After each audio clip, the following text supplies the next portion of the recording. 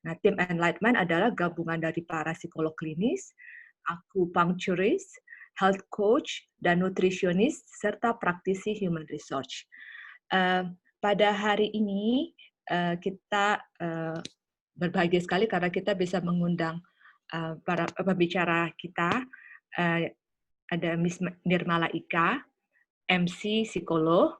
Beliau ini sebenarnya kolega saya juga, kenalan saya dari kuliah dulu, lulusan psikologi UI S1 dan S2-nya dengan kekhususan dewasa dari Universitas Indonesia, dan bekerja di pemulihan trauma psikologi sejak 2003, terutama berkaitan dengan korban kekerasan di masa lalu dan dalam keluarga.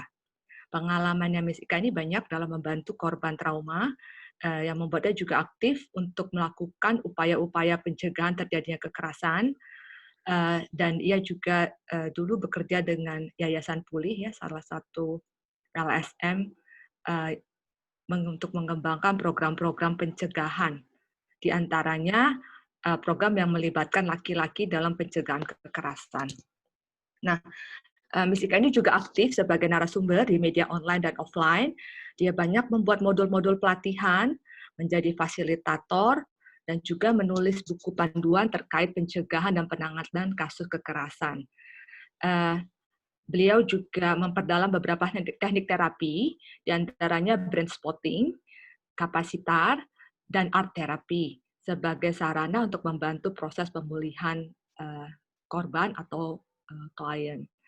Nah, saat ini bersama beberapa rekannya, Miss Ika ini salah satu founder dari Enlightened Mind, dengan inisiasinya itu awalnya untuk membantu individu menyembuhkan luka mereka dan menjadi diri mereka yang terbaik, baik sebagai pribadi, dalam menjalani relasi, dalam pendidikan atau pekerjaan, maupun sebagai bagian dari masyarakat. Nah, selain berpraktek di Enlightened Mind, saat ini Miss Ika juga berpraktek di Rumah Sakit Pluit, Jakarta Utara, di Psych Coach Integra Cikini, dan MS Wellbeing di Tebet. Nah, topik yang akan dibawakan hari ini kan berkaitan dengan mengelola emosi. Kita tahu bahwa peran orang tua dalam mendampingi anak selama masa pandemik ini menjadi sangat penting, ya. Anak bersama kita hampir 24 jam nih sekarang. Nah, sebagai orang tua, cara kita berespon terhadap rasa sakit, rasa takut, rasa marah, rasa sedih, dan berduka, itu juga mengajarkan anak bagaimana mengatasi masa-masa sulit. Dan masa pandemi ini sebenarnya juga merupakan kesempatan buat kita, orang tua, untuk menunjukkan pada anak-anak kita bagaimana bersikap ketika hidup itu tidak mudah, tidak seperti biasanya, ketika banyak adaptasi, penyesuaian diri, dan perubahan-perubahan yang harus dihadapi tanpa kita mau, gitu. Regulasi diri atau mengelola emosi itu merupakan keterampilan hidup yang sangat penting buat kita ajarkan dan wariskan mungkin buat anak-anak kita. Nah, sebelum kita mulai, saya mau bilang kalau nanti ada pertanyaan yang akan kita bahas nanti setelah presentasi yang dibawakan Miss Ika, boleh ditulis di chat. Nanti kita akan bahas satu-satu kalau ada waktu, atau nanti kita juga akan beri kesempatan setelahnya untuk bertanya secara langsung. Juga nanti kalau ketika ada interaksi, ya, Miss Ika mungkin menanyakan sesuatu supaya tidak berebutan, kita bisa dengar semua jawabannya, bisa juga dituliskan di chat, gitu. Nah, tanpa panjang lebar, saya belum memperkenalkan diri ya, saya Desi, School Counselor Resis Kelapa Gading, mau memberikan waktu ini pada Miss Ika untuk memulai webinar kita pagi ini. Terima kasih. Oke, selamat pagi Miss Desi, Miss Monica. Terima kasih untuk kesempatannya. Selamat pagi Bapak dan Ibu. Pagi ini kita mungkin akan bicara sedikit mengenai mengelola emosi, ya. Tadi Miss Desi sudah sempat sampaikan. Dan iya, Miss Desi kemarin sempat bilang, tolong dong bantu untuk bicara lebih lanjut mengenai mengelola emosi. Karena memang benar yang Miss Desi sampaikan bahwa apapun emosi yang kita miliki itu pasti akan terbaca oleh anak-anak kita. Dan itu akan jadi seperti lingkaran yang tiada henti sebenarnya. Ketika emosi kita buruk, kita berharapnya anak-anak kita baik dong, nggak usah nambah-nambah gitu ya. Kita bilang nggak usah nambah-nambah beban orang tua deh, kita pinginnya kan gitu.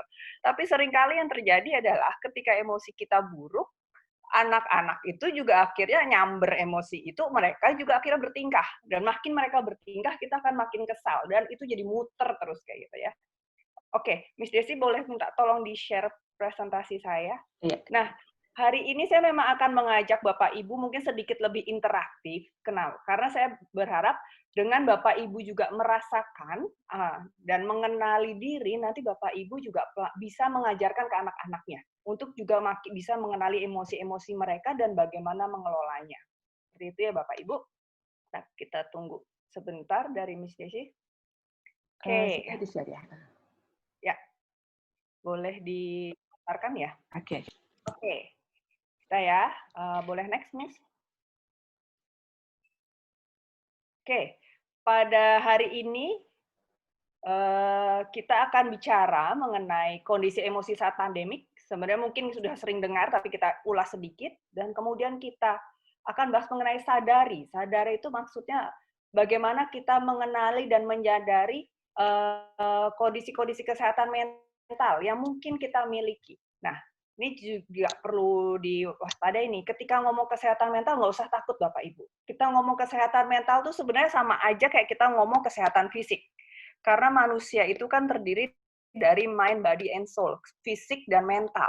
So, kalau kita concern dengan kesehatan fisik kita, kayak misalnya kita rajin olahraga, kita rajin konsultasi ke dokter, atau kita menjaga makanan kita, ini sama juga. Mental itu juga harus kita kelola, kita jaga. Karena itu jadi bagian satu dari diri kita. Nggak bisa kita lepasin begitu aja. Kita nggak bisa berpikir, oh kalau badan kita udah sehat, mental pasti sehat. Enggak juga. Karena ini fisik dan mental ini akan saling terhubung. So, ketika fisik kita nggak sehat, oke, mental kita juga nggak sehat. Demikian juga sebaliknya. Ketika kondisi mental kita tidak baik, tidak sehat, fisik kita juga biasanya akan kena. Oke, nanti kita akan bahas sedikit mengenai itu. Terus kemudian kita akan bahas mengenai peduli. Peduli di sini maksudnya, kenapa sih kita harus peduli dengan kesehatan mental kita? Dalam artian, ya kita bisa bilang, ya urusan saya lah, saya mau sebel, mau marah, ini kan urusan saya sendiri. Nah, nanti kita bahas, why, kenapa kita harus peduli sih? Harus aware sama kondisi diri kita, dan kenapa, apa dampaknya itu ke diri kita maupun ke orang lain. Dan kemudian yang keempat, kita akan ngomong atasi, gimana cara mengatasinya. Saya yakin Bapak Ibu pasti sudah punya cara-caranya sendiri juga. Nah, nanti di sini saya akan menambahkan sedikit cara-cara yang bisa dilakukan yang ibarat kata tidak berbayar lah. Jadi cara-cara yang dimana kita menggunakan tubuh kita sendiri untuk membantu mengatasi. Itu ya. Oke, Miss, boleh next. Oke, kondisi emosi saat pandemik. Sebenarnya ketika pandemik ini, next Miss. Nah, ketika pandemik ini sebenarnya kita bisa bilang bahwa ini sesuatu situasi yang sangat-sangat mengagetkan bagi kita semua. Kalau dipikir-pikir, mungkin 100 tahun yang lalu kali ya, kita sebagai masyarakat tuh ngalamin bener-bener kayak gini, bener-bener terisolasi, dan terpengaruhi semua dunia. Kalau dipikir-pikir malah bahkan ketika perang dunia pun kayaknya nggak seperti ini deh gitu. Karena masih ada negara-negara yang masih bisa bergerak bebas. Kalau ini kan sekarang semua negara terpengaruh, semua terisolasi. Nah, kondisi ini jelas mempengaruhi kita semua. Baik secara keuangan mungkin ya gitu. Saya mendengar sebenarnya banyak orang tua yang akhirnya terdampak, baik bisnisnya, baik pekerjaannya, pengelolaan keuangannya jadi terpengaruh. Bahkan pun mungkin yang misalnya tidak terdampak, pengelolaan keuangan dia juga tetap terpengaruh karena misalnya jadi harus belanja, jadi harus membeli alat-alat bahan-bahan, harus menyetok bahan-bahan, itu semua sangat terpengaruh. Kemudian ditambah sekarang untuk yang bekerja mungkin harus bekerja dari rumah. Bekerja dari rumah itu tidak mudah Bapak Ibu ternyata. Kenapa? Karena ketika bekerja dari rumah sepertinya batas ruang dan waktu jadi hilang. Kalau dulu ketika kita bekerja di kantor, mungkin kita bisa bilang jam 5 kita udah selesai pulang. Jam 6, jam 7 sudah pulang. Sekarang tuh kadang pagi-pagi buta kita baru bangun, udah ada WA dari kantor. Tengah malam pun masih ada WA dari kantor. Sampai ada teman saya yang bercanda, WFH itu bukan work from home, tapi work full hours katanya, karena udah nggak ada batasnya lagi, setiap hari kerja, tengah malam juga tiba-tiba di WA bos gitu, ditanyain ini, ditanyain itu. Belum lagi sekitarnya work from home, atau misalnya anak-anak juga kemudian jadi sekolah dari rumah. Itu ada persoalan. Kalau dulu-dulu bisa dibilang kita sebenarnya kayak, ya udahlah anak-anak tuh selama beberapa jam nggak ada di depan kita lah ya, diserahkan ke guru-guru. Minimal selama berapa jam itu kita bisa fokus bekerja, kita bisa fokus beberes rumah mungkin, bahkan kita bisa punya waktu untuk diri kita sendiri, kita bisa kumpul sama teman kita bisa me time lah bisa. Sekarang jadi nggak ada, karena tuh anak-anak ada di rumah terus gitu. Dan anak di rumah masalahnya macam-macam, udah nemenin belajar, makannya nggak selesai-selesai, itu kasus saya sih ya, dari pagi siang malam nih makan mulu nih anak-anak, harus nyiapin makanan, yang biasanya mungkin cuma cukup nyiapin sekali gitu kan. Kemudian ya itu tadi, kita jadi tidak punya waktu sendiri. Ada anak, ada pasangan kita gitu loh. Pasangan kita yang mungkin biasanya ketemu hanya pagi dan malam dan di weekend, atau bahkan mungkin pasangan kita tadi ya bekerja di luar kota atau apa, sekarang jadi satu rumah. Dan itu pada beberapa pasangan juga menimbulkan masalah baru. Ternyata walaupun sudah berelasi lama, belum tentu loh kita tuh nyaman 24 jam sama pasangan kita. So, jadi mulai muncul juga masalah-masalah baru di mana kayaknya kita lihat, ya ampun, kamu lagi. Yang tadinya nggak masalah jadi masalah. Yang tadi kayaknya kita hubungan sama suami atau sama istri baik-baik aja jadi runcing, gitu kan. Nah, gitu. Kemudian ya tadi, belum lagi juga relasi kita dengan orang tua. Di beberapa dari kita masih banyak yang memiliki orang tua, masih harus mengurusi orang tua, masih harus bertanggung jawab juga dengan orang. Kurang lebih situasinya seperti itu ya. Jadi banyak hal yang tiba-tiba berubah, yang sebelumnya berjalan baik-baik saja, sekarang ternyata jadi tidak baik-baik saja. Boleh next, Miss? Nah, dampaknya apa sebenarnya? Sebenarnya ada positif, ada negatifnya kalau kita mau jujur ya. Positifnya yaitu tadi, kita bisa berkumpul bersama keluarga. Beberapa orang saya lihat bisa jadi melakukan hobinya atau melakukan hal-hal yang sebelumnya dia tidak bisa lakukan. Saya lihat tuh beberapa orang jadi tiba-tiba sekarang bercocok tanam, tuh hidroponik. Beberapa orang menjadi suka masak atau nyoba-nyoba bikin sesuatu, baking atau ngerjain sesuatu. Bahkan ada kenalan saya yang sekarang jadinya suka duet main musik dengan teman-temannya gitu. Oke, kita bisa melakukan hobi-hobi baru. Bisa nata rumah juga. Jadi yang sebelumnya kayaknya rumah ya cuma numpang lewat karena pagi hanya dikunjungi pagi dan malam, sekarang jadi mulai mikir, oh ini kayak bisa ditata nih, bisa dirapiin. Bisa mempelajari hal baru, hal-hal yang mungkin selama ini kita pingin belajar tapi nggak bisa-bisa karena kesibukan kita sehari-hari. Beberapa orang juga bisa mendekatkan diri kepada Tuhan. Ini waktunya untuk, oh ya udah makin mendekatkan diri kepadanya gitu, baik berdoa, baik atau membantu sesama atau apapun. Kemudian juga ini waktunya kita juga sering, beberapa orang akhirnya memakai waktu ini untuk berefleksi. Oh iya ya, apa yang sudah saya lakukan, apa yang sedang terjadi kayak gitu, sehingga mulai makin mengenali dirinya. Nah, karena ketika sebelumnya sibuk tuh kadang kita nggak punya waktu tuh untuk sekedar berefleksi, untuk menggali, untuk melihat apa sih yang sudah kita lakukan. Nah, tapi negatifnya juga ada Bapak Ibu. Yang sering terjadi adalah keluhan yang sering muncul ke klien-klien saya adalah jadi ngerasa gelisah, ngerasa bingung, merasa terisolasi. Saya punya pasien waktu itu yang bilang, dia seorang laki-laki bekerja, karirnya juga cukup baik. Bisa dibilang secara ini tidak terlalu terdampak lah. Dalam tidak terlalu terdampak karena tetap bekerja walaupun dari rumah. Tapi ketika 2 bulan sudah menjalani COVID, dia tiba-tiba ada satu fase di mana setiap bangun pagi itu dia udah mulai merasa, apa sih yang aku lakuin? Ngapain sih aku harus bangun? Sampai ada perasaan seperti itu. Kenapa sih aku harus hidup? Sampai ada perasaan seperti itu. Karena dia mulai merasa jenuh dengan rutinitas sehari-harinya gitu. Dan kemudian kayak merasa hidup hanya begitu-begitu aja, begitu itu, dan hanya terkungkung di satu ruangan gitu. Nah, kemudian juga sulit mengelola emosi. Ini juga saya pernah ketemu pasien juga yang dia menggambarkan dirinya sebagai, saya seorang perempuan yang kuat, saya orang perempuan yang mandiri. Saya pernah bahkan ke luar negeri sendiri, ke negara yang bahasanya aja saya nggak tahu, tapi saya survive. Tapi ketika menjelang Lebaran kemarin, dia harus ke supermarket karena harus belanja kebutuhan, dan supermarket tetap penuh ketika menjelang Lebaran kemarin ya. dan dia masuk dan melihat di situ banyak sekali orang dan secara tidak sengaja dia bersentuhan sama orang lain, dia tiba-tiba merasakan emosi yang sangat besar sampai akhirnya dia lari keluar dan di mobil dia nangis. Sampai suaminya tuh bingung, kamu kenapa? Dia sendiri juga bingung, saya nggak ngerti kenapa. Jadi dia merasa sangat tidak berdaya tapi juga marah. Nah, itu banyak yang terjadi gitu. Kemudian juga masalah terkait tidur, ada yang jadinya tidur terus atau malah jadi nggak bisa tidur. Kurang sabar ini iya. Menurunnya motivasi iya, banyak di beberapa orang jadi menurun, kayak merasa buat apa sih hidup ini itu. So, dari situ apa yang bisa kita lakukan? Nah, ini yang di sini kita ajak, yuk coba kita sadari kondisi-kondisi kita. Nah, saat ini saya akan mencoba mengajak Bapak Ibu untuk mengerjakan sebuah kuis. Boleh di next, Miss Desi?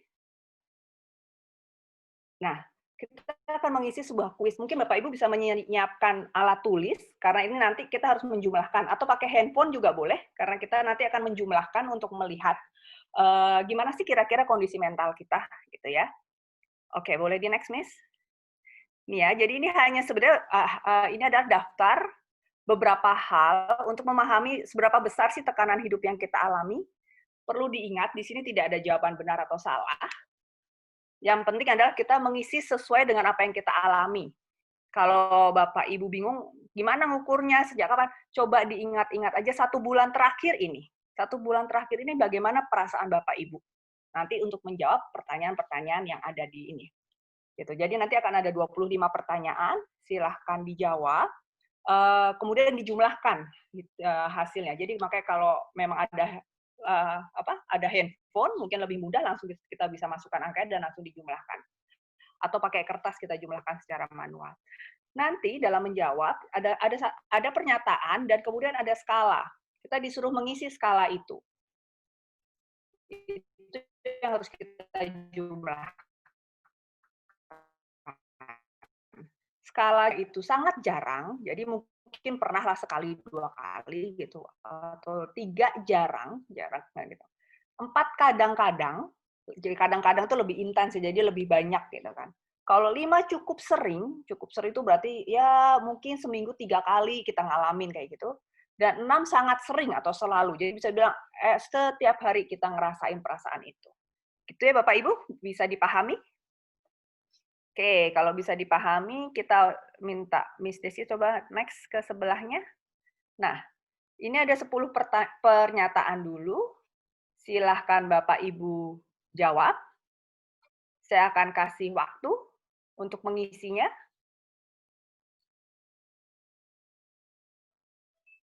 Kalau ada yang bingung, boleh bertanya di chat room.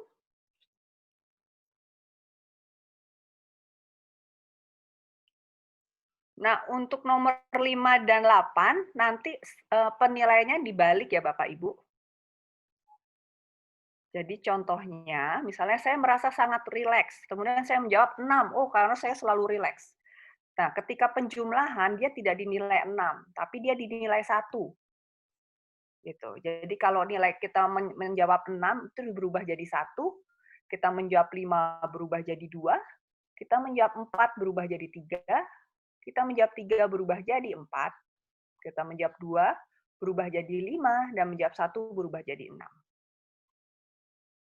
Jadi untuk semua yang ada bintangnya, nomor 5 dan 8 akan seperti itu ketika menjumlahkan.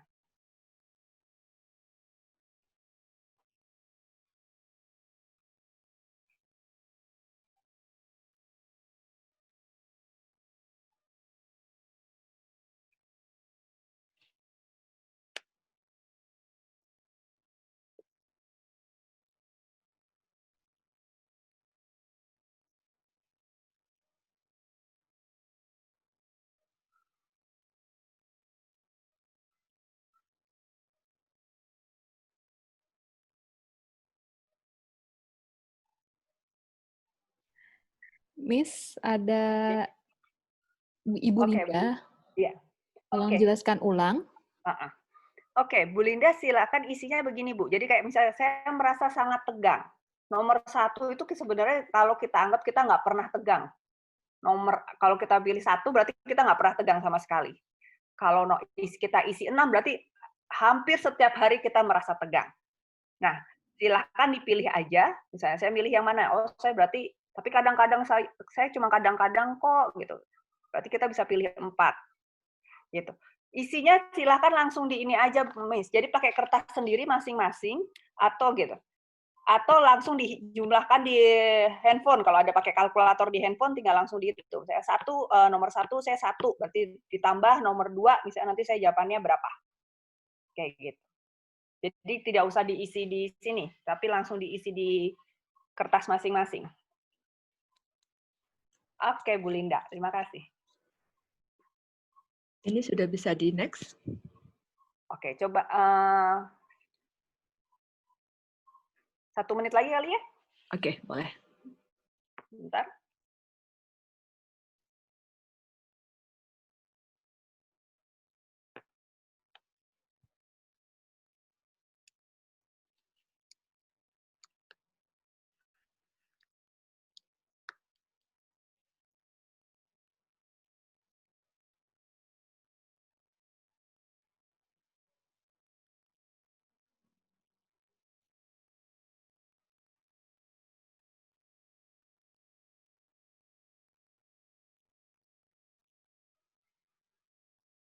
Miss Desi ada yang minta lihat skalanya lagi tadi.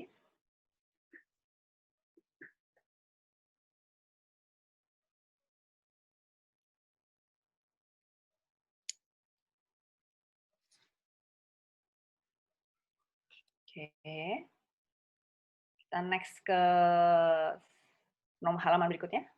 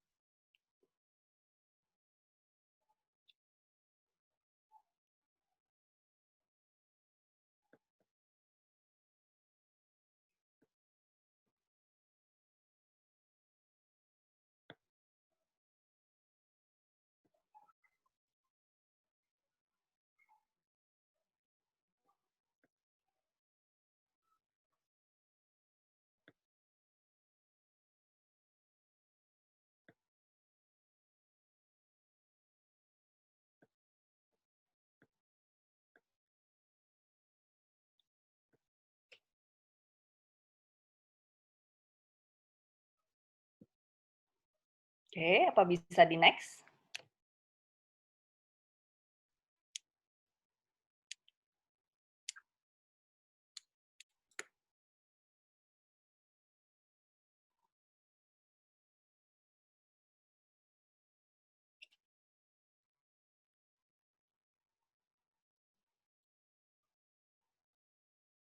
Oh, ada yang belum.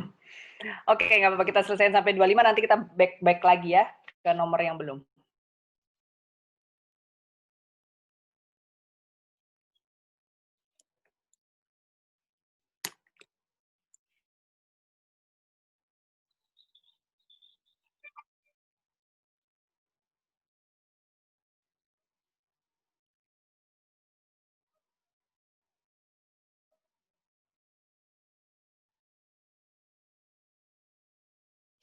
Oke, mungkin Miss Desi bisa back sebentar ke yang sebelumnya.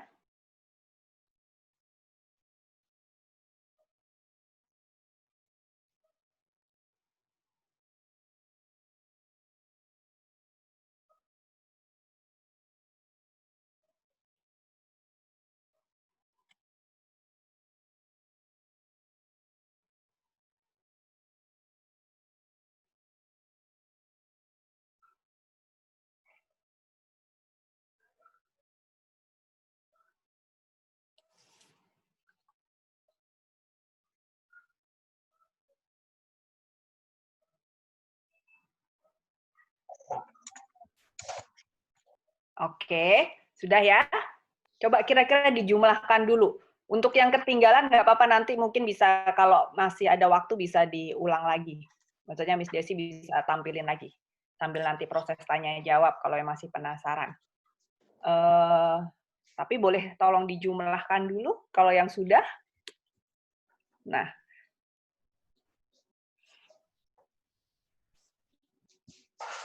Kalau Bu Juliet, kalau yang dibintangin angkanya dibalik ketika dihitung, Bu. Jadi kalau kita memilih 6, berarti kita dapatnya dihitungnya 1.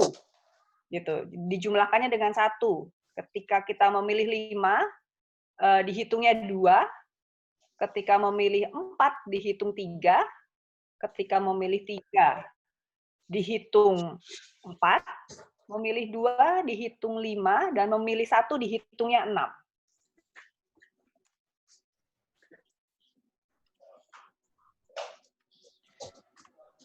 Miss, nomor berapa aja yang harus diputar?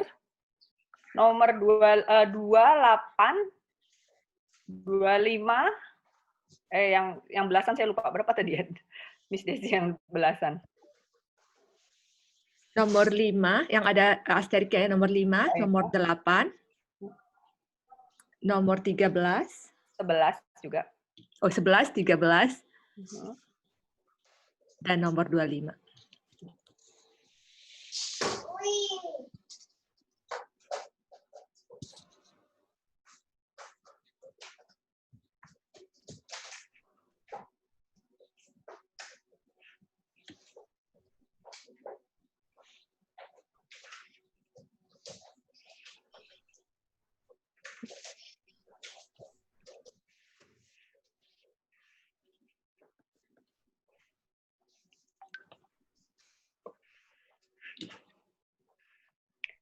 Oke, kalau sudah kita boleh lihat skornya sebentar. Nah, ini skornya sebenarnya. Kalau kita dapat angka 25 sampai 67 itu di rendah, 68 sampai 109 di sedang, 110 sampai 150 itu tinggi. Nah, ini nih maksudnya apa nih gitu. Waduh, misalnya wah, saya rendah berarti baik-baik aja gitu, atau oh saya tinggi, waduh bahaya. Sebenarnya enggak sih Bapak Ibu. Sebenarnya skor ini kan hanya mengukur kita 30 hari terakhir. Berarti kita 1 bulan terakhir. So, mungkin yang sekarang kita tinggi, bisa aja bulan depan kita jadi rendah atau sedang gitu. Nah, atau malah sebaliknya, kita yang sekarang rendah, bisa aja bulan depan kita jadi tinggi atau jadi sedang. Nah, itulah gunanya kenapa ketika kita mengetahui, apalagi yang sekarang ini sudah di tinggi atau di sedang nih, gunanya kita mengetahui bahwa penting loh kita mengelola diri kita. Kenapa? Supaya nggak di tinggi terus gitu. Supaya kita bisa turun ke rendah. Karena kalau di tinggi terus, itu lama-lama nanti kan bahaya. Karena tadi yang saya bilang, kondisi emosi kita pasti akan menyerang juga, lama-lama akan menyerang kondisi fisik kita juga. Kayak gitu. Sebenarnya sekarang dokter-dokter itu sudah, nggak tahu, Bapak Ibu mungkin pernah nggak ngalamin belakangan ini misalnya gitu, kalau ke dokter, misalnya kita dengan keluhan apa, GERD, mah, pusing-pusing, apapun lah ya, kemudian dokternya akan bilang, jangan stres ya Bu, gitu. Atau jangan stres ya Pak, gitu. Biasanya akan ditambahkan itu, karena memang kenapa? Karena memang sudah ditemukan bahwa sebenarnya semua sumber masalah kita itu adalah dari pikiran, dan pikiran biasanya akhirnya ngarahnya ke kesehatan mental kita. Lebih seperti itu ya Bapak-Bapak. Coba ini nanti dilihat dulu sekilas. Nah, kita sekarang ini kita endapkan dulu, nanti kita bisa kembali lagi kalau memang masih ada waktunya, Miss Desi bisa tampilin lagi untuk skor-skor yang dan pertanyaan-pertanyaannya. Boleh Miss Desi ke berikutnya? Oke, nah ini sebenarnya mungkin kita sedikit mengenali dulu sih beberapa istilah-istilah yang biasa istilah-istilah psikologis yang biasa dipakai. Dan mungkin Bapak Ibu juga biasa secara nggak sadar suka ngomong, iya nih gue lagi stres gitu, atau tahu tuh anak gue stres gitu, misalnya gitu. Nah, sebenarnya kita bahas dulu sih, jadi ada 3 sebenarnya istilah yang biasanya umum terkait dan sering dipakai, yaitu pertama stres, anxiety, dan depresi. Anxiety itu sebenarnya kalau bahasa Indonesia kecemasan, gitu ya. Oke, sekarang kita akan bahas dulu mengenai stres. Stres itu apa sih, gitu ya? Stres itu sebenarnya adalah serangkaian reaksi, baik secara psikologis maupun fisik, nih, tadi saya bilang, sebagai respon terhadap situasi yang menuntut atau mengancam. Jadi stres bisa muncul juga di dalam fisik ya, dalam reaksi fisik ya Bapak Ibu, yang tadi saya bilang pusing-pusing, gitu. Kok tiba-tiba pilek gitu, padahal kayak nggak habis hujan-hujanan. kok tiba-tiba sakit kepala gitu, atau kok tiba-tiba mahku kambuh yang kayak gitu. Nah, ini adalah reaksi-reaksi fisiknya, bisa juga reaksi psikologisnya terhadap situasi yang menuntut atau mengancam gitu. Eh kalau tapi sebenarnya stres itu tuh ada kuantumnya kita bisa bilang, ada skalanya dari yang rendah sampai yang tinggi. Jadi kalau mungkin kita suka bilang gue tuh lagi stres, itu mungkin sudah di skala yang tinggi tuh. Tapi sebenarnya ada juga stres-stres yang di skala rendah. Nah, stres yang di skala rendah itu kita bilangnya eustress gitu kan. Sedangkan yang di skala tinggi itu yang distress. Oke, apa sih eustress dan apa itu distress? Oke, kita bahas. Nah, eustress itu adalah sebenarnya stres yang bisa dibilang positif lah gitu. Kok ada stres positif sih Bu? Gitu. Iya, karena sebenarnya sebagai manusia kita nggak mungkin nggak stres gitu loh. Kalau kita nggak pernah stres, kita malah jadinya apa ya, hampa. Kayaknya hidup gini-gini aja gitu. Karena tadi stres kan adalah kondisi di mana kita merasa tertekan atau ada tuntutan. Nah, jadi stres yang positif ini biasanya terjadi misalnya ketika kita mau ada kompetisi olahraga gitu.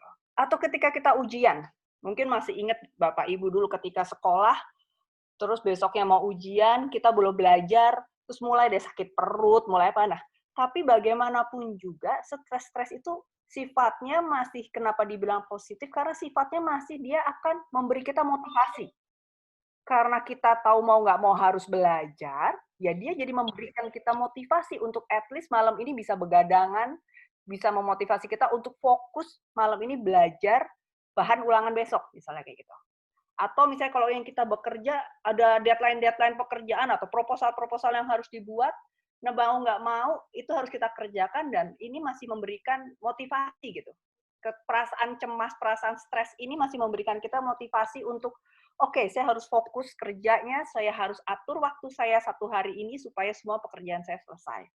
Nah, biasanya stres ini juga berlangsung di jangka pendek. Ketika itu berhasil dilewatin, kita sudah baik-baik aja.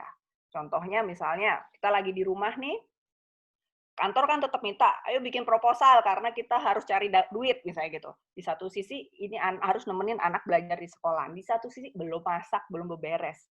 Karena misalnya, apalagi nih sekarang kondisi pandemik banyak sekali yang jadinya nggak punya asisten rumah tangga karena asistennya keburu pulang sebelum takut PSBB kemarin, jadi nggak bisa pulang kampung. Nah, ketika kita akhirnya ngontrol, oke sekarang masak dulu, sekarang ini dulu, dan ketika akhirnya semua selesai, ya udah selesai stres kita juga. Kemudian juga akan mungkin pada beberapa orang, saya contohnya gitu ya, saya akan cenderung merasa lebih antusias ketika banyak pekerjaan dibandingin hanya pekerjaannya 1-2. Ketika banyak tuh saya berarti merasa kayak harus terpacu bagaimana memastikan semua pekerjaan selesai hari itu dengan waktu yang nggak bisa ditambah, sehari cuma 24 jam gitu kan.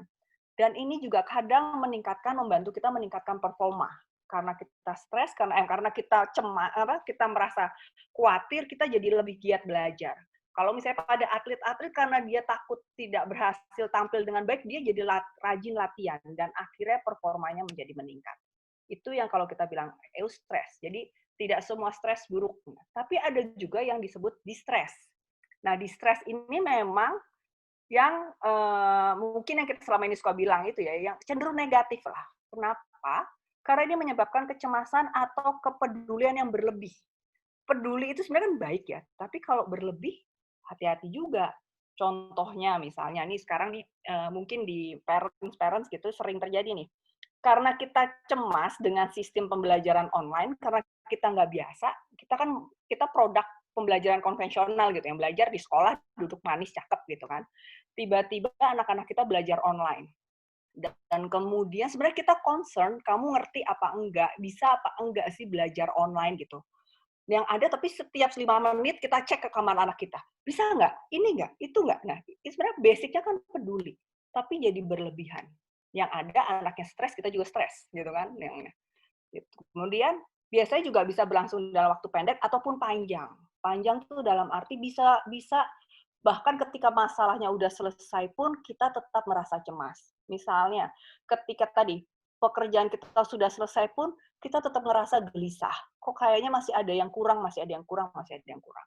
Nah, ini juga ini kadang seringkali juga sudah kemampuan kita untuk beradaptasi dengan situasi itu sudah buruk, sudah sulit. Terus malah ya itu tadi, malah menurunkan performa kalau di stres ini. Banyak mungkin nggak tahu, mungkin teman-teman pernah melihat temannya atau karyawannya atau bahkan anaknya, ketika tahu kerjaannya banyak, bukannya dikerjain, malah ngelakuin yang lain. Atau malah gitu di depan laptop gitu ya, tapi nggak gerak-gerak, diem aja cuma ngeliatin satu sisi. Seharian sih di depan laptop, tapi nggak ada hasilnya, misalnya kayak gitu. Nah, ini yang sudah di-stress. Dan kemudian ini yang tadi gue bilang, mengarah pada problem fisik dan mental. Bisa menjadi persoalan-persoalan baik fisik maupun mental. Yang sering muncul ya itu tadi, sakit kepala, nggak bisa tidur, MAH, GERD, pegel-pegel di tubuh gitu kan ya, dan sakit-sakit lain sebenarnya. Bahkan kalau kadang kedokteran pun sekarang bahkan bilang cancer pun sudah penyebabnya kadang karena stres juga. Gitu ya. Nah, ini contoh-contohnya tuh bisa misalnya karena ya tekanan yang terus-menerus dalam kehidupan. Ya baik, contohnya kondisi pandemik ini sebenarnya kita semua bisa dibilang kita semua sedang mengalami tekanan. Karena kita jadi harus beradaptasi lagi dengan situasi yang tidak biasa. Rutinitas kita sehari-hari bukan begini, tapi tiba-tiba jadi berubah. Kemudian ada karena kematian atau kehilangan seseorang. Patah hati. Nah, patah hati ini nggak melulu karena percintaan ya Bapak Ibu, bisa patah hati itu sebenarnya bisa kontinumnya juga sangat luas. Bisa jadi misalnya di pekerjaan, kita sudah merasa all out memberikan tenaga dan pikiran kita untuk pekerjaan, tetap tiba-tiba sama pimpinan kita feedback-nya buruk gitu. Dianggap malah tidak dihargai pekerjaan kita. Atau sebaliknya kita sudah mati-matian meng-approach salah satu klien potensial kita, tiba-tiba dia hanya ngasih janji palsu, atau dia malah menipu kita. Bisa juga memang dalam relasi percintaan, atau dalam relasi kita dengan pasangan. Bisa juga karena misalnya kita lagi semangat-semangatnya nih menyusun hidup kita, menata hidup kita, tiba-tiba divonis sakit keras, dan yang butuh treatment yang lebih. Nah, itu juga bisa mengakibatkan patah hati. Dan yang sering terjadi juga, stres ini dipengaruhi karena kekerasan. Kekerasan itu tidak harus berarti pemukulan ini ya, tapi juga kekerasan mungkin emosional, kekerasan ekonomi atau bentuk-bentuk kekerasan yang sebenarnya sering terjadi tapi kita tidak sadari. Jadi ada tekanan-tekanan yang diberikan oleh orang-orang sekitar kita dan itu membuat kita menjadi merasa tidak nyaman. Gitu. Oke, berikutnya Miss. Nah, sekarang kita akan bahas mengenai anxiety atau kecemasan. Ini bedanya sama stres apa? Kalau stres tadi kan memang ada tekanannya ya, ada kondisi hidup yang memang menekan kita gitu kan. Kalau anxiety atau kecemasan ini sebenarnya ketakutan terhadap sesuatu masalah yang sebenarnya belum terjadi. Jadi kita terlalu antisipatif akan masa depan. Nah ini juga sering terjadi nih. Contohnya kita misalnya ya gini, misalnya kayak gini. Saat ini kita belum tahu nih akan sampai kapan kondisinya. Kita juga nggak tahu ke depannya akan gimana, tapi kita udah sangat khawatir mikirin, aduh gimana ya bisnis saya, gimana pekerjaan saya, gimana. Nah, kayak gitu-gitu. Jadi mikirin boleh, tapi ketika itu menjadi terlalu kita khawatirkan, itu menjadi kecemasan sendiri. Kalau saya nggak tahu mungkin Bapak Ibu ada, tapi kalau pada anak muda yang paling sering terjadi adalah karena sosial media. Dalam artian gini, ketika melihat teman-temannya posting, jalan-jalan, berhasil, atau apa, itu juga bisa menimbulkan kecemasan. Saya punya banyak klien yang akhirnya kualitas hidupnya berubah karena sosial media. Karena saya kok yang nge-like sedikit, yang ini sedikit, sedangkan teman saya yang nge-like banyak, kayak gitu. Dan mungkin juga sebenarnya di kita juga ada. Nah, kayak gitu. Itu contoh-contoh dari kecemasan. Anxiety ini harusnya bisa termanage, tapi ketika tidak, memang perlu sampai bantuan tenaga profesional. Karena sudah mungkin perlu ditreatment secara khusus. Salah satu yang memang perlu ditreatment secara khusus ada misalnya fobia atau panic attack, mungkin pernah dengar. Jadi panic attack itu sampai tiba-tiba kita merasa benar-benar sampai nggak bisa nafas, sampai bahkan mungkin pingsan, yang kayak gitu itu bisa terjadi. Atau mungkin Bapak Ibu pernah dengar yang namanya OCD, Obsessive Compulsive Disorder. Ya, itu adalah sebenarnya bentuk-bentuk dari kecemasan, tapi memang yang sudah perlu treatment lebih lanjut dan memang perlu diatasi lebih lanjut dibantu oleh tenaga profesional. Oke, selain saya tidak, sekarang yang berikutnya adalah depresi. Nah, ini depresi sebenarnya yang levelnya sudah lebih berat lagi, yaitu di mana sudah hilang, ada perasaan sedih dan sudah kehilangan minat untuk berbagi aktivitas yang semulanya mungkin kita nikmatin. gitu lah. Atau biasanya kita kayak sebenarnya biasanya saya senang-senang aja masak, sekarang tuh ngelihat dapur aja rasanya udah kayak frustasi gitu. Kemudian disertai juga menurunnya kemampuan untuk seseorang untuk berfungsi baik di rumah maupun di pekerjaan atau di lingkungan sosial. Nah, depresi ini biasanya ada sangat bermacam-macam depresi, tapi biasanya bentuk-bentuk yang sering terjadi yaitu sampai menarik diri dari pergaulan. Ketika ditelepon temennya bukannya seneng malah takut, diajak keluar temennya bukannya seneng malah menghindar, melihat ya tadi bahkan bisa melihat dapur udah ketakutan, melihat ada beberapa saya pernah dapat klien yang karena masalahnya di pekerjaan, so setiap minggu malam, setiap matahari sudah mulai terbenam, wah dia udah langsung cemas, gelisah, nggak bisa tidur, marah semua. Nah, kayak gitu, depresi itu juga sama. Depresi sudah perlu bantuan tenaga profesional lebih lanjut. Tapi jangan khawatir Bapak Ibu, kita semua sebenarnya punya kemampuan juga untuk mencegah ini. Mencegah supaya kita jangan sampai depresi, mencegah jangan sampai kita memiliki kecemasan berlebih, dan memaintain supaya stres kita di level yang tetap tadi lah, level yang baik lah, level yang positif. Itu sebenarnya kita punya kemampuan itu. Permasalahan adalah tinggal kita mau apa enggak, gitu kan. Mau enggak kita melatih diri kita. Oke, nanti kita bahas di yang terakhir ya, bagaimana melatihnya. Oke, mungkin sedikit saya bahas dulu peduli. Kenapa sih kita perlu peduli? Gitu. So, kenapa sih kalau saya mau stres ya stres aja gitu. Saya mau depresi, depresi saya aja orang diri kita. Nah, kita perlu peduli karena balik lagi, bagaimanapun juga sekarang kita sudah menjadi orang tua. Gitu. Kita sudah menjadi panutan mau nggak mau kepada anak-anak kita. Nah, ini yang kadang orang tua suka lupa. Kalau saya selalu bilang bahwa anak-anak kita itu sebenarnya pada dasarnya adalah anak-anak yang pintar. Pintar jangan lihat dari IQ ya Bapak Ibu ya, tapi pada dasarnya semua anak itu pintar. Kenapa? Karena mereka sangat mampu membaca emosi-emosi dan reaksi-reaksi orang tuanya. Semua anak punya kemampuan itu awalnya. Cuma dalam perjalanan biasanya ada yang menjadi tumpul, dan kadang-kala itu penyebabnya juga orang tuanya gitu. Nah, sebenarnya mereka punya kemampuan itu. So, apapun yang terjadi pada kita biasanya akan ditangkap oleh anak-anak kita dan akan terrefleksi. Kayak gitu. Saya punya klien yang pernah cerita gitu ya, yang dia bilang, "Iya, Mbak, saya sebel." Jadi dia memang punya isu, klien saya ini punya isu dengan orang tuanya. Dia sudah punya anak 2 dan dia punya isu dengan mamanya.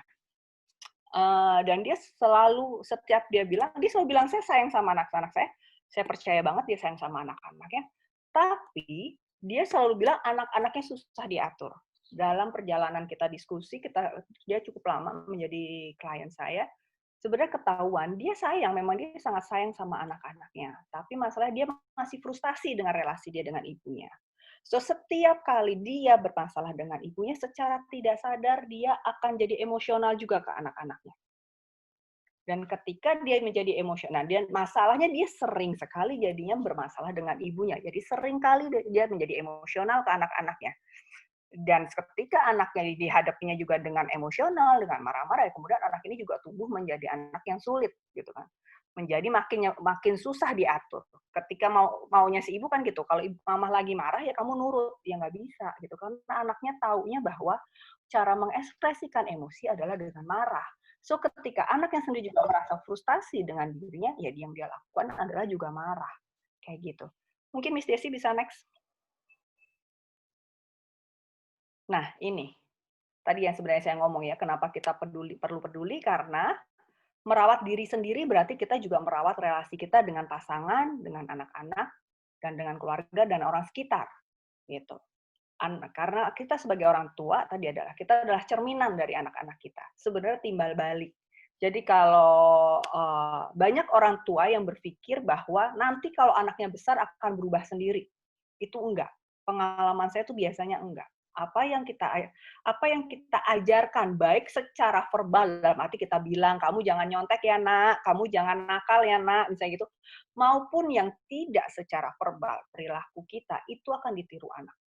Dan anak masalahnya biasanya akan lebih cepat niru yang perilaku bukan yang kata-kata. So misalnya gini, kita selalu bilang ke anak kita, jangan nyontek ya gitu. Kamu harus harus jadi orang jujur ya. Terus suatu hari tiba-tiba ketika kita lagi pergi bareng, Terus kita tahu di depan kita itu lagi ada antrian gitu dan ada jeda. Sebenarnya kita boleh nanya kan, kamu lagi ngantri apa enggak? Tapi enggak, kita langsung serobot, set gitu. Itu yang akan dilihat anak-anak. So anak-anak akan berpikir, oke, bolehlah cheating-cheating dikit, pura-pura nggak ngerti gitu. Yang penting saya antri bisa lebih dulu. Nah itu yang kadang kita suka lupa gitu. Atau kita bilang sama anak-anak, kalau ngomong yang sopan ya, tapi secara nggak sadar lagi teleponan sama teman, kita ngomongnya dengan bahasa-bahasa yang begitulah. Maksudnya bahasa-bahasa yang sangat vulgar gitu, atau sangat mudah kita selalu bilang sama anak-anak, kamu ngomong harus sopan kayak gini.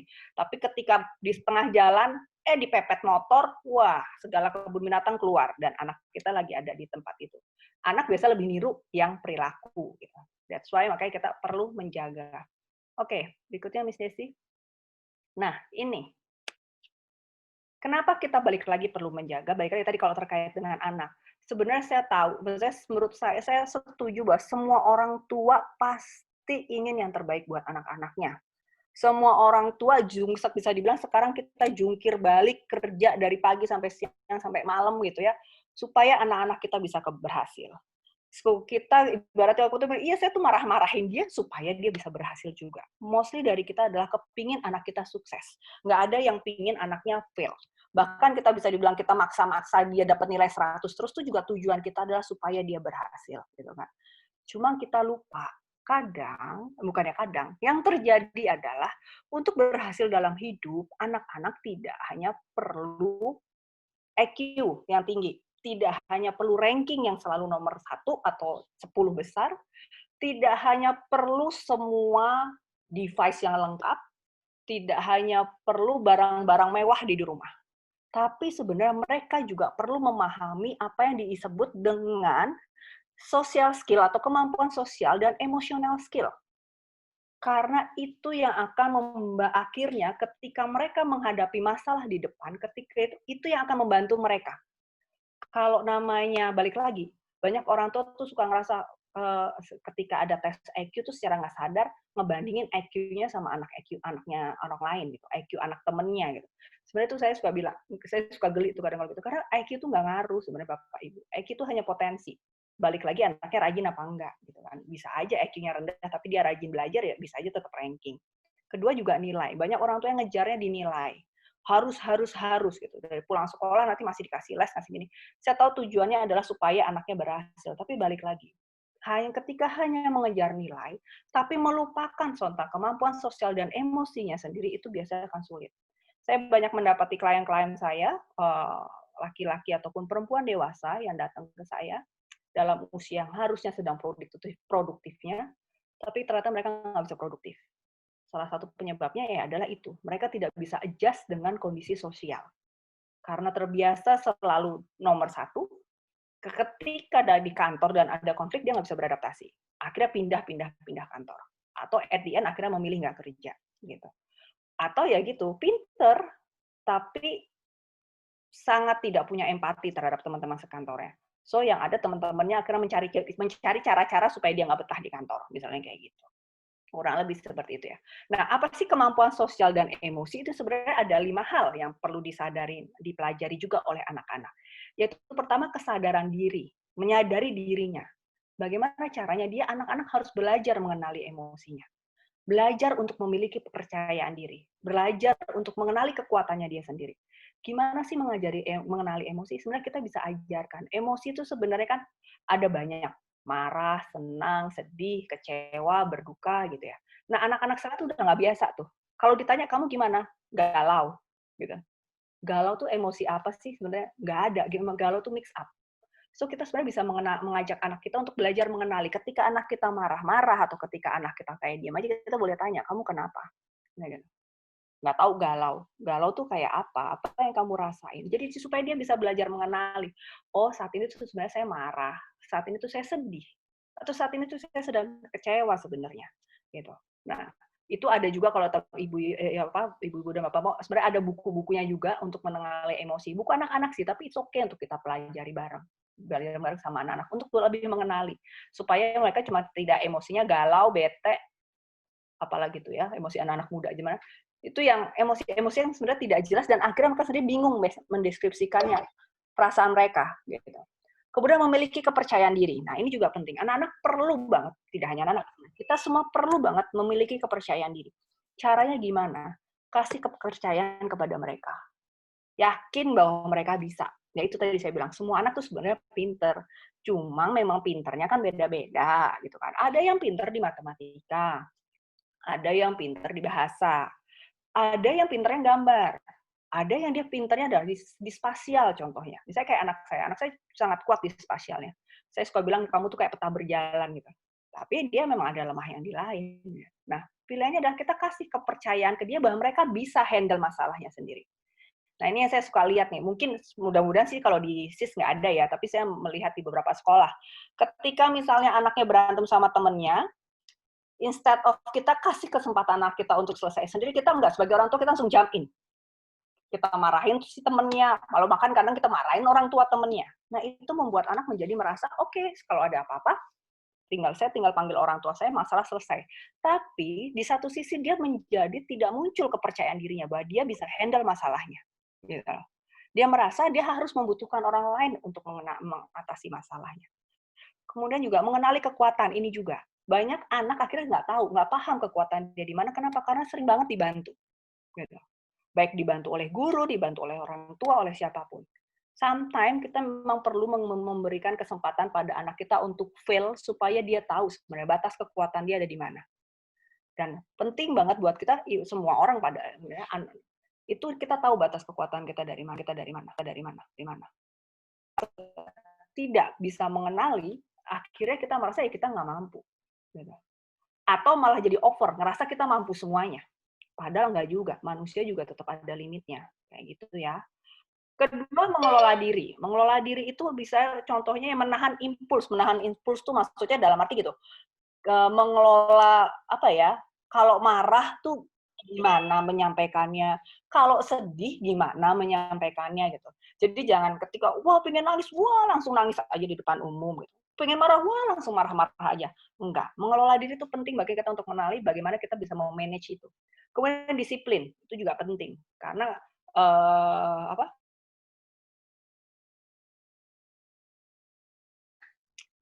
kita tuh agak lemah soal disiplin sebenarnya. Disiplin itu bagaimana kita mengelola diri kita, mengelola waktu kita, gitu kan. Kemudian memiliki tujuan.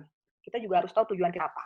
So kalau pada anak-anak saya selalu mendukung orang tua untuk kasih kesempatan anak-anak juga untuk memiliki tujuan mereka sendiri. Dilihat, dipantau. Jadi jangan langsung dipatahkan gitu. Bahkan kalau kayak anak-anak saya tuh saya kasih kesempatan untuk memilih sekolah sendiri. Walaupun kita sebenarnya pasti survei di belakang. Tapi kita kasih kesempatan dia untuk oke, kamu maunya apa? Targetnya apa? Kayak gitu. Terus punya motivasi pribadi. Motivasi itu harus datang sebenarnya dari diri kita sendiri, jangan dari luar, gitu. Nah, ini sebenarnya ada metode pengajaran baru yang sebenarnya menurut saya jadinya pro kontra. Ketika motivasi selalu diberikan dari luar. Sekarang itu kan banyak ya kita bikin kegiatan apapun, anak-anak dapat piala, gitu, sebagai peserta atau apa. Nah, itu kadang membuat jadi motivasinya dari luar, bukan dari diri sendiri. Kesadaran sosial, nah ini tadi saya bilang, kesadaran sosial itu maksudnya empati. Bagaimana kita menghargai orang lain, bagaimana kita menghargai perbedaan dan menghargai juga orang lain. Kita hidup di negara yang beragam, gitu. Kita hidup di nggak usah negara, kita ngomong sama-sama Kelapa Gading aja. Kita sebenarnya di Kelapa Gading itu orangnya beragam. Dari kelas sosialnya, sosial ekonominya, dari sukunya, dari agamanya, gitu. Kita bertemu dengan mereka. So, bagaimana kita menghargai mereka? Kita juga menghargai perbedaan. Bahwa ketika yang saya tahu, menurut saya paling keren Mall Kelapa Gading, gitu, bukan berarti kalau ada teman yang bilang bahwa Mall Arta Gading keren itu juga berarti dia salah. Belum tentu. Lihat di situ kita belajar bagaimana menghargai. Karena masing-masing orang punya pilihannya, gitu kan. Terus keterampilan menjalin relasi, ini juga penting. Di anak-anak sekarang juga agak lemah saya lihat. Komunikasi seenaknya sendiri, semaunya sendiri. Karena alasannya kebebasan berbicara. Kemampuan bekerja sama juga agak cool nih, perlu ditingkatkan. Keterlibatan sosial juga perlu. Keterlibatan sosial itu dalam arti kepedulian dia terhadap persoalan-persoalan sosial. Tidak hanya dirinya sendiri. Tidak hanya apa-apa saya, tapi bagaimana dia ketertarikan dia untuk misalnya membantu temannya. Mungkin temannya bukan teman satu kelompok, tapi dia tahu temannya kesusahan, bagaimana dia terdorong untuk membantu temannya, kayak gitu. Walau gitu, seperti itu. Nah, yang terakhir adalah membuat keputusan yang bertanggung jawab. Nah, ini Saya pernah ada seorang klien yang datang ke saya, anaknya merasa yakin dia sudah bisa membuat keputusan, dia memiliki tujuan kayak gini, tapi ternyata kemampuan analisanya masih lemah, gitu. Kenapa ya? Karena selama ini sebenarnya menganalisakan orang tuanya ya. Jadi ketika dia besar, dia merasa saya sudah bisa ngambil keputusan sendiri gitu. Tapi kemudian keputusan-keputusannya bisa dibilang masuk yang tidak bertanggung jawab, dalam arti dia nggak punya, ketika itu tidak berhasil, oh ya sudah, ya nggak, padahal kan nggak bisa seperti itu. Nah, untuk keputusan yang bertanggung jawab itu perlu adalah analisa masalah, perlu evaluasi, etika, dan berefleksi. Dan dari mana anak belajar semua ini? Sebenarnya balik lagi adalah belajarnya dari orang tuanya. Di sekolah mungkin ia belajar, tapi sebenarnya kalau mau dijujur, waktu paling banyak itu sebenarnya lebih dengan orang tua, dan gitu kan, dari kecil dia sama kita gitu kan. Di sekolah itu kan baru setelah masa sekolah. Dan kemudian juga gimana-gimana seorang anak pasti akan lebih melihat orang tuanya dibandingkan orang lain, dibandingkan gurunya gitu. Kayak gitu. Kenapa? Karena ya buat anak, ini mungkin kalau bahasa saya terlalu gamblang, seperti apapun kita, baik buruknya kita, hancur tidak hancurnya kita, buat anak kita adalah tetap orang tuanya. Kita adalah tetap figur ideal yang mereka dambakan. Walaupun mungkin gitu ya. Kenapa saya bisa bilang ini, kebetulan saya memang bertahun-tahun banyak memegang kasus kekerasan dalam rumah tangga. Saya banyak melihat orang tua yang dalam tanda kutip juga menyakiti anaknya. Tapi ketika ditanya, anaknya tetap bilang, yang the best orang di dunia adalah orang tuanya. So, kenapa mereka tetap mengikuti orang tuanya, walaupun dia harus sakit hati, walaupun dia harus terluka, tapi mereka tetap melihat orang tuanya adalah sebagai panutan. Seperti itu. Oke, ini sedikit kenapa kita peduli, kok jadi banyak ya peduli ya. Oke, boleh next Miss Desi? Nah, ini mungkin saya mau menyinggung sedikit tentang apa yang disebut conscious parenting. Mungkin Bapak Ibu juga nanti kalau tertarik lebih lanjut bisa cari di Google, di YouTube, ini sudah banyak tentang conscious parenting. Sebenarnya kenapa conscious parenting ini sekarang penting banget disadari, bahwa karena kita bagaimanapun juga secara tidak sadar kita sebagai orang tua itu sebenarnya kita bukannya kadang, malah mungkin selalu menurunkan nilai-nilai, harapan, ketakutan, trauma yang kita miliki kepada anak-anak kita. Contohnya misalnya, dulu saya merasa bahwa saya itu nggak pintar. Saya nggak pernah dapat ranking, saya nggak pernah dapat piala. Selalu ada kakak saya yang selalu dapat ranking, selalu dapat piala. Itu. Dan tapi di keluarga saya nilai-nilai bahwa harus pintar itu penting. So secara nggak sadar ketika kita punya anak, kita jadi mendorong anak kita, ayo kamu harus dapat piala. Apalagi sekarang dapat piala lebih cenderung mudah kan. Kamu harus ikut ini, ikut itu udah harus dapat piala gitu. Atau kamu harus ranking kayak gitu. Atau banyak ada sebuah story juga yang saya pernah lihat adalah yang sebenarnya dia pingin jadi pebalet. Tapi zaman dulu menjadi pebalet itu bukan suatu hal yang mudah ya. Baik biayanya dianggap mahal, kadang juga dianggap ngapain sih nari-nari gitu, karena lebih baik jadi dokter gitu. So ketika dia akhirnya punya anak, secara tidak sadar dia mengarahkan anaknya harus jadi pebalet. Dan dia bisa sangat marah ketika anaknya tidak mau latihan. Ada baik lagi, dan ketika saya tanya, anaknya mau jadi pebalet, Bu? Mau kok Mbak, gitu. Karena kalau dia nggak jadi balet, juga dia lagi sedih. Itu juga harus dicek. Itu sebenarnya yang sedih anaknya atau ibunya, gitu kan. Karena sometimes kita akhirnya bilang itu anak kita, padahal sebenarnya kita. Gitu. Nah, tadi balik lagi yang saya bilang anak-anak pintar. Sebenarnya anak-anak itu akan mengajari kita bagaimana cara kita untuk mencintai diri kita sendiri, merasa layak, berani menghadapi kehidupan, dan merasa berkecukupan. So sebenarnya kadang kalau kita mau melihat perilaku anak-anak kita ini sebagai bukan sebagai ini anak saya kok begini ya, tapi sebagai bahan untuk refleksi, seringkali anak-anak ini malah mengajarkan kita sesuatu. Anak-anak ini seringkali mengajarkan kita bagaimana sih kita merasa cukup gitu loh. Bagaimana merasa bahwa kita tuh berhak loh mencintai diri kita sendiri. Dan bagaimana kita bagaimana mereka melihat dunia tuh dengan sangat simpel, dan seringkali yang nggak simpel tuh kita. Jadi gitu. Sebenarnya kita bisa belajar. Nah, ini yang kadang orang tua lupa. Kita tuh bisa belajar banyak banget dari anak-anak kita. Bukan anak-anak gitu. Kalau kita mau, cuma memang butuh banget untuk apa ya, kerendahan hati sebenarnya untuk mau belajar dari anak. Karena kita cuma cenderung lihatnya nih anak ngerepot atau nih anak ini gitu. Kita suka lupa belajar bahwa anak-anak ini juga punya wisdom-nya sendiri. Nah, seringkali biasanya terjadi kalau kita akhirnya bisa juga belajar dari anak, kita akan menjadi orang tua yang lebih baik, dan kemudian anak juga yang akan dapat pengaruh ininya sih, dapat efek positifnya. Jadi ya kayak kita balik lagi, orang tua dan anak itu sebenarnya adalah sebuah siklus yang nggak bisa diputus gitu. Ketika satu mempunyai persoalan, yang satu pasti juga akan kebawa. Begitu terus. Nah, sekarang bagaimana caranya yang perlu bagaimana cara kita sama-sama belajar bareng, gimana caranya sama-sama kita saling menguatkan, kita bertumbuh bareng. Kayak gitu ya Bapak Ibu. Oke. Next-nya Miss Desi. Oke. Ini. Kondisi saat balik lagi kalau kita ngomong pandemik, nah kondisi saat ini bisa kembali memicu hal-hal yang tadi tuh, yang tadi sebenarnya mungkin tampaknya baik-baik aja. Kayaknya anak saya udah baik-baik aja di sekolah gitu ya. Relasi saya dengan anak saya baik, tapi sekarang karena pandemik harus ketemu 24 jam, 7 hari seminggu. Nah, kadang emosi-emosi jadi mulai muncul. Hal-hal yang dulunya sudah biasa jadi tidak biasa. Nah, ini yang perlu kita kelola. Kita kelola sama-sama. Ya, bagaimana kira-kira cara ngelolanya? Nah, ini yang kita masuk, yuk kita atasi bersama gimana caranya. Oke, boleh Miss Desi. Nah, apa sih yang perlu kita lakukan? Oh, sorry, sebelumnya Miss. Apa yang perlu kita lakukan? Secara umum yang bisa kita lakukan adalah coba kenali dulu pola interaksi dalam keluarga. Sebenarnya gimana sih biasanya kita berkomunikasi sama anak-anak? Jangan-jangan memang selama ini sebenarnya kita nggak ada komunikasi.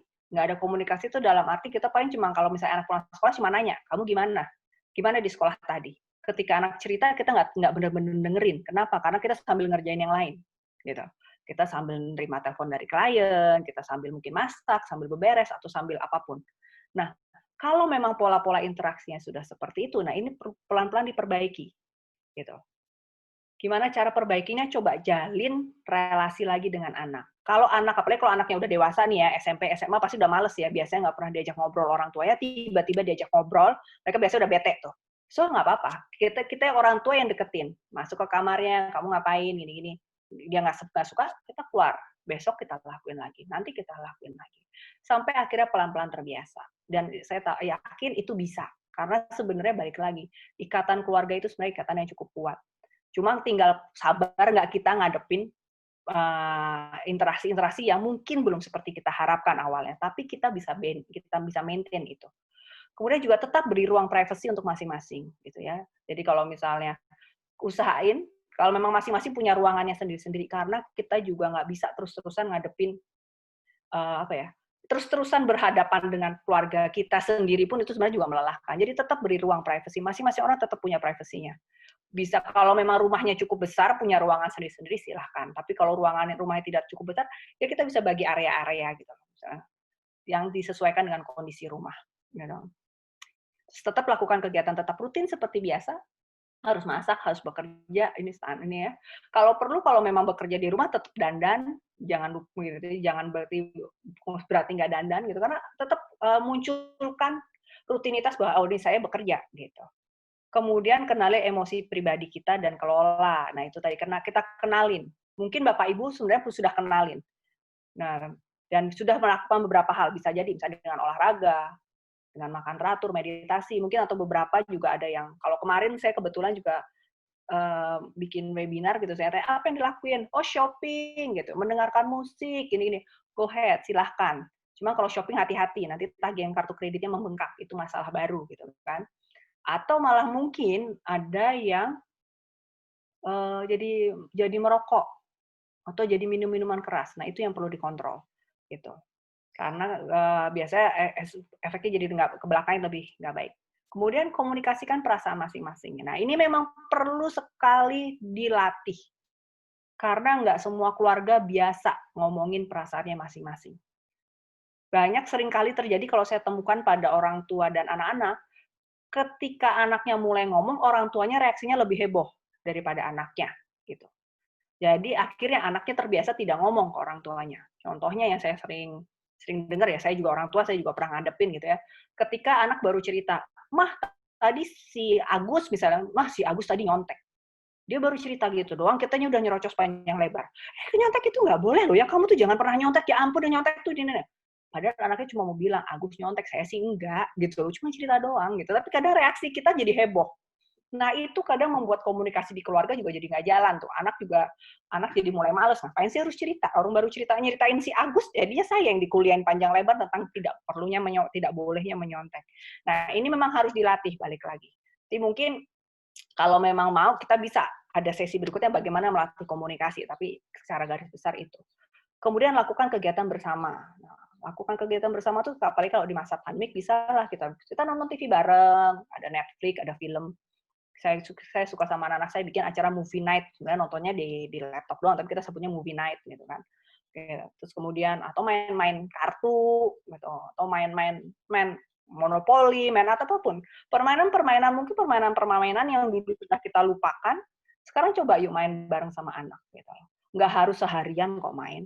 Nah, ini ada penelitian yang menarik sebenarnya. Sebenarnya untuk menjalin interaksi sama anak, kita tuh nggak perlu loh 1 jam gitu bersama anak terus. Namanya juga kadang kita sibuk ya gitu kan, kita ada kerjaan. Sebenarnya asal kita mau meluangkan 10 menit aja satu harinya, minimal 10 menit bersama anak. Benar-benar bersama anak dalam arti nggak disambi ya Bu, dan Bapak nggak disambi teleponan, nggak disambi nonton TV misalnya. Benar-benar bersama anak, bermain bersama gitu kan misalnya, atau masak bareng atau apa, tapi benar-benar bersama anak. Itu cukup banget untuk menjalin relasi kedekatan antara orang tua dan anak. Kayak gitu. So, nggak perlu 1 jam, 10 menit aja cukup. Ngobrol sama anak, kita di situ bisa ngajarin nilai. Ketika ngobrol, ya benar-benar ngobrol. Nggak disambi kita chatting sama teman atau gimana. Benar-benar waktu kita hanya untuk anak. Gitu. Oke, ini sudah mau sudah mau habis waktunya. Oke, saya cepatin aja cara-caranya. Boleh, Miss Desi?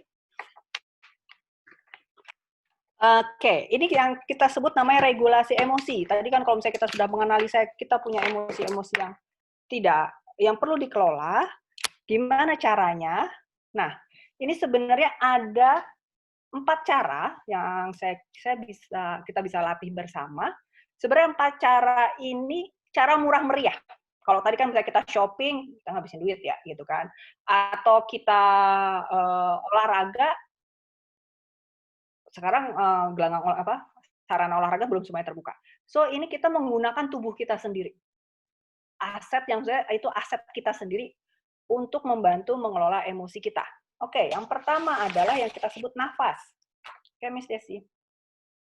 Nafas, di sini kita akan sebut namanya nafas 478. Nafas 478 itu prinsipnya adalah kita menarik nafas 4 hitungan, kemudian kita tahan nafas kita selama 7 hitungan, dan kemudian kita keluarkan perlahan-lahan melalui mulut sebanyak 8 hitungan. Gitu ya, prinsipnya 4, 7, 8, tarik nafas 4 hitungan, tahan 7 hitungan, dan keluarkan sebanyak 8 hitungan. Keluarinya dari mulut aja. Nah, gunanya nafas 4, 7, 8 itu sebenarnya untuk membantu kita juga mengurangi kecemasan. Kalau kita lagi ada worry-worry, ada khawatir-khawatir, ini juga membantu kita untuk tidur. Biasanya nih kalau ada yang insomnia bisa bantu juga kontrol ini tidur kita. Sama membantu mengontrol respon negatif kita, terutama respon marah. Tuh. Kalau ini, nah, nafas 478 ini dilakukan 4 kali hitungan saja, jadi 478 sampai 4 kali. Jangan lebih juga, karena kalau kelebihan juga bahaya, terutama bagi yang hamil, gitu kan. Jadi nggak perlu juga lama-lama, nggak perlu banyak-banyak. Sebenarnya bisa dilakukan nggak nyampe 5 menit sudah selesai, tapi mempunyai efek yang cukup dahsyat. Kita boleh Miss Desi cobain sebentar?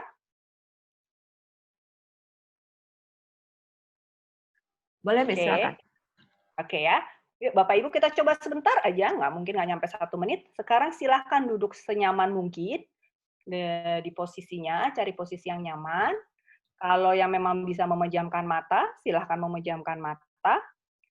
Kalau yang nggak bisa, lihat aja ke bawah, nggak usah ngelihat ke layar. Jadi lihat aja ke bawah posisinya. Jadi buat posisi serileks mungkin. Oke, kita coba ya. Sekarang kita nafas biasa dulu. Kita nafas, rasakan nafas kita keluar masuk. Tarik nafas, keluarkan pelan-pelan. Kemudian tarik nafas, Keluarkan kembali perlahan-lahan. Tarik nafas. Dan keluarkan perlahan-lahan. Sekarang kita akan coba nafas 478 ya. Kita tarik nafas. 3, 4, tahan. 3, 4, 5, 6, 7. Keluarkan perlahan-lahan. 3, 4, 5, 6, 7, 8. Tarik kembali. 3, 4, tahan. 3, 4, 5, 6, 7. Keluarkan perlahan-lahan.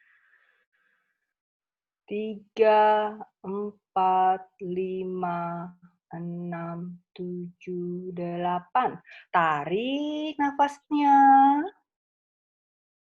3, 4, tahan. 3, 4, 5, 6, 7. Kita keluarkan perlahan-lahan. 3, 4, 5, 6, 7, 8. Sekali lagi kita tarik nafas. 3, 4, tahan. 3, 4, 5, 6, 7. Keluarkan perlahan-lahan. 3, 4, 5, 6, 7, 8. Sekarang tarik nafas biasa dan keluarkan pelan-pelan. Tarik nafas dan keluarkan perlahan-lahan. Oke. Ada yang sempat nyoba? Gimana rasanya yang nyobain? Lebih rileks ya, Miss, jadinya. Iya. Oke, ya. Beberapa memang membantu lebih rileks. Kemarin waktu itu ada yang bilang jadi ngos-ngosan, Miss. Gitu. Oke. Ngos-ngosan berarti perlu dilatih lagi kalau jadi ngos-ngosan. Tapi nggak apa-apa, ini pelan-pelan. Dilatih setiap hari. Gitu. Ada lagi yang mau share mungkin? Apa rasanya ketika mencoba? Boleh ditulis di chat kalau tidak mau langsung.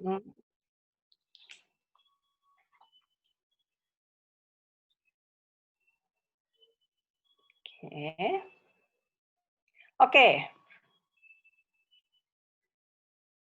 Yang berikutnya adalah, nah, salute to the sun. Mungkin kalau yang ini saya nggak akan praktekkan. Oke, Bu Linda, ngasih nafasnya bagus. Oke, terima kasih Bu Linda. Ini akan disetelkan video aja sama Miss Desi. Nanti kalau teman-teman, Bapak Ibu pingin juga latihan, ini sebenarnya prinsipnya sederhana. Salute to the sun ini sebenarnya tujuannya untuk melepaskan blocking-blocking di dalam tubuh kita. Ini kan kebetulan nih, di pandemik ini kan kita disuruhnya berjemur ya. Nah, boleh nih sambil berjemur, sambil melakukan gerakan ini. Ini juga membantu kita untuk recharge energi kita. Dan nanti Miss Desi akan putarkan, gerakannya sebenarnya sangat sederhana. Nah, kalau memang masih bingung, nanti bisa lihat juga di Instagram Enlightenment, ini ada juga. Gitu ya. Mungkin Miss Desi boleh putarkan sebentar?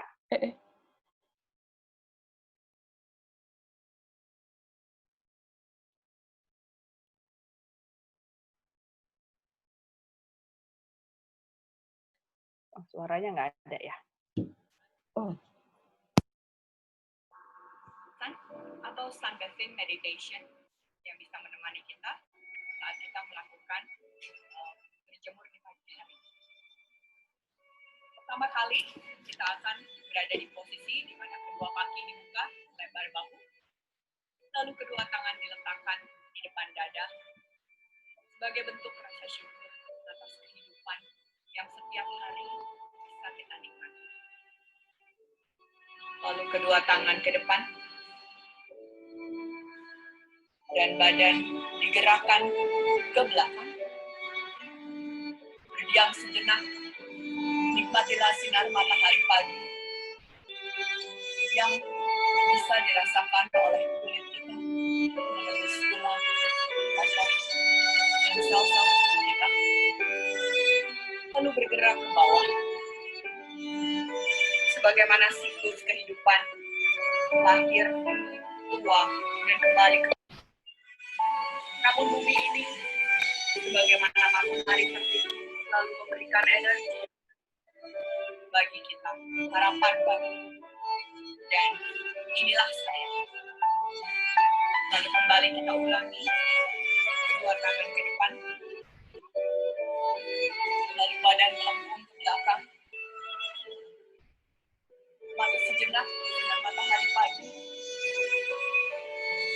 lalu bergerak turun ke bawah, lalu seperti mengambil sebuah harapan baru akan hari ini bagi diri kita. Dan inilah saya. Demikian, siklus ini bisa diulang beberapa kali sesuai dengan kenyamanan kita. Namaste. Oke, itu selalu tulisan. Sebenarnya gerakannya sederhana.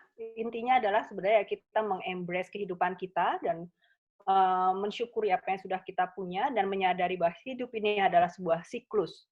Nah, bisa dilakukan setiap hari, sangat baik kalau mau dilakukan setiap hari di pagi hari. Nah, kalau memang ingin ada iringan musiknya, biasa kita pakai Canon D. Jadi itu membantu juga memberikan sensasi tersendiri ketika kita pakai musik.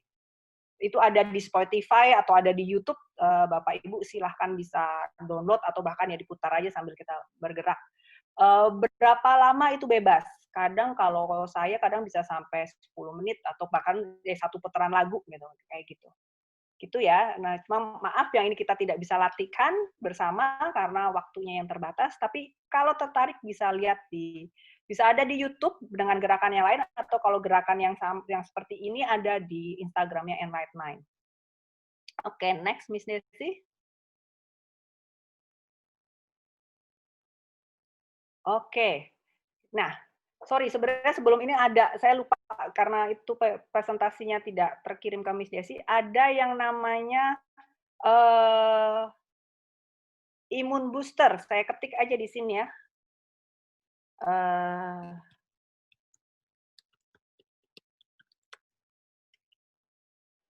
Di chat ya, Miss ya?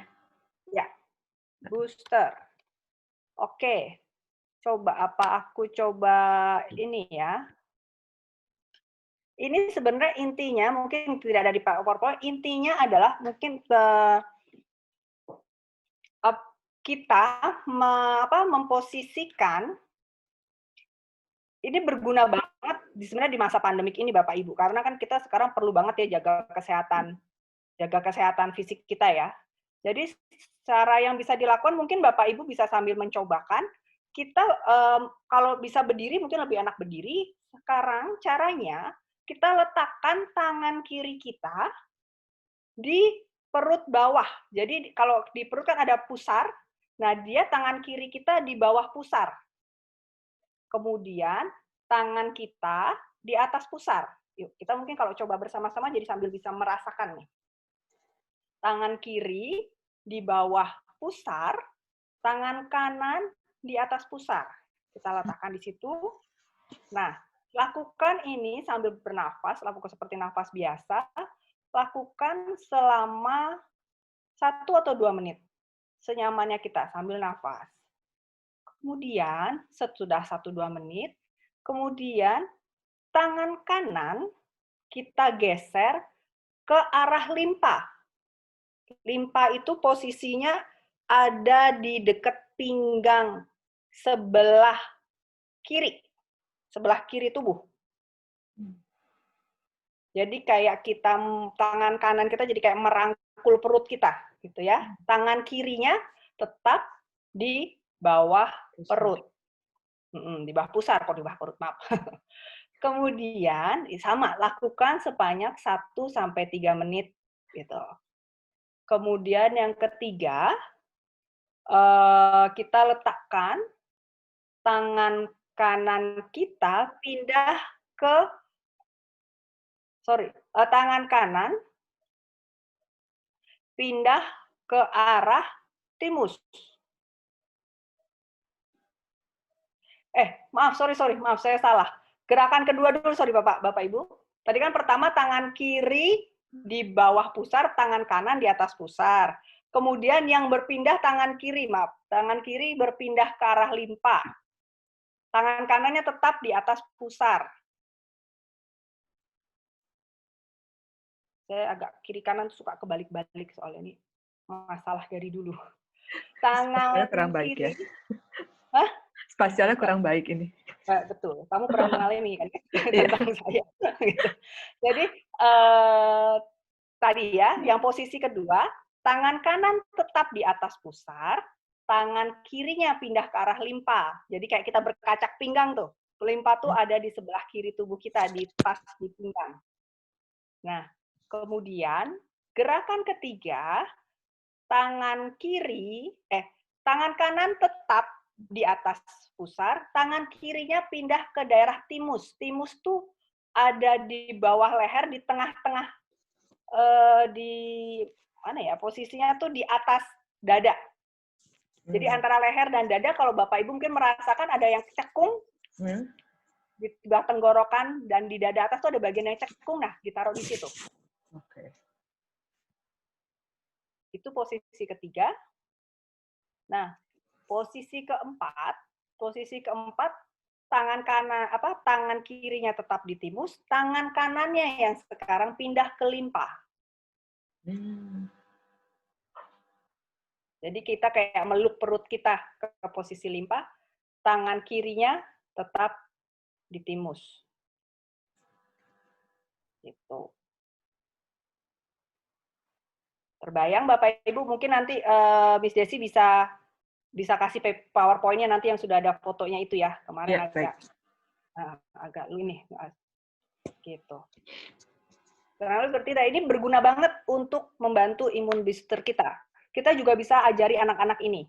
Saya sendiri suka melakukan ke anak-anak saya, bahkan sebelum pandemik, kalau mereka udah mulai sumeng-sumeng tuh biasanya saya kasih gerakan ini, gitu ya. Kalau anak-anaknya masih kecil, mungkin masih di bawah 5 tahun, kita bisa melakukannya dengan memeluknya dari belakang, gitu. Jadi bisa pakai tangan dia, kita pegang, atau pakai tangan kita sendiri. Oke. Jadi kita dengan posisi kita peluk dari belakang, gitu ya Bapak Ibu ya. Itu yang namanya kita bilang sentuh. Kemudian ada yang namanya hening. Sebenarnya hening ini mungkin kalau banyak Bapak Ibu mungkin sudah tahu, kita sebenarnya kayak meditasi gitu.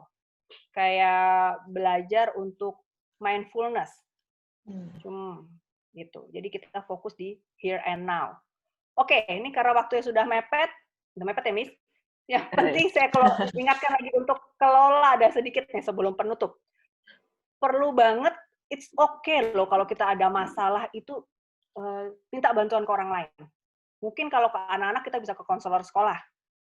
Atau kita bisa ke significant others. Significant others itu orang-orang yang kita percaya. Mungkin sahabat kita, keluarga kita, atau mungkin pastor, pendeta, atau siapapun yang kita percaya untuk kita bisa berbagi. Karena it's okay untuk cerita. Bahwa kalau kita punya masalah itu normal. Namanya kita manusia. Atau memang kalau sudah perlu, kita memang perlu ke psikolog atau ke psikiater kalau memang dirasa sampai perlu gitu ya. Nah, terakhir mungkin sebelum kita tutup, next Miss. Nah, yang penting adalah untuk mengelola itu yang penting adalah kuncinya harus konsisten. Jadi tadi yang saya ajarkan sedikit tadi kan sebenarnya cara-cara yang murah meriah. Tapi mungkin Bapak Ibu punya cara-caranya yang lain. Misalnya olahraga, yoga, nulis jurnal. Kadang beberapa orang masih suka tuh nulis jurnal sampai sekarang, baik berupa tulisan ataupun berupa gambar. Meditasi, atau apapun. Yang penting adalah lakukannya secara konsisten. Jangan cuma kalau lagi nggak enak rasanya. Gitu. Sama aja kayak kalau kita ini ya, kalau misalnya mungkin ibu-ibu, setiap hari kita bersihin muka kita kan ya Bu. Gitu. Kita merawat muka kita supaya tetap glowing. Nah, sama juga. Cantik. Mental ini juga tetap harus dirawat setiap hari. Kalau kita bisa care sama fisik kita untuk setiap hari, kenapa kita nggak care untuk mental kita setiap hari? Kurang lebih sih itu ya Bapak Ibu. Kayaknya sudah terlalu mepet waktunya. Maaf, saya ternyata kalau cerita suka kebanyakan. Nggak apa-apa. Mudah-mudahan. Mudah-mudahan di next-nya ada alamat IG Enlightenment juga tadi kalau sempat ada yang nanya ya. Mungkin kalau ini kita ada di Instagram, ada di Facebook juga, gitu. mungkin itu Bapak Ibu, mungkin kalau memang masih ada pertanyaan yang mengganjal bisa juga chat ke Miss Desi, nanti Miss Desi bisa tanya ke saya, nanti kita bisa saya bisa balas gitu ya, by WA ataupun mau chat ke Enlightenment langsung atau ke DM ke Enlightenment silahkan. Gitu. Kalau memang misalnya ada yang mau ditanya atau masa Ini Miss Ika masih ada waktu untuk kalau ada pertanyaan? boleh, saya sih masih ada. Cuma Miss Desi gimana? Saya sih Gak apa-apa, nanti saya bisa reschedule. Jadi Enlightenment ini saya follow juga IG-nya, itu sangat menarik ya, sangat banyak informatif, tapi juga ada isinya, ada kontennya. Jadi kalau Bapak Ibu mau follow, saya rasa bagus banget. Kalau mau ada pertanyaan, boleh ditulis atau mungkin ada yang mau tanya langsung. Selagi sini kita kasih waktu 15 menit ya tambahan. Ini sudah ya, saya stop sharing ya. Boleh, silahkan. Nanti PowerPoint-nya akan di-share, nanti kita akan kasih link-nya karena masih ada yang mesti diperbaiki, ditambahkan. Mungkin saya ada pertanyaan yang datang ke saya. Bentar ya.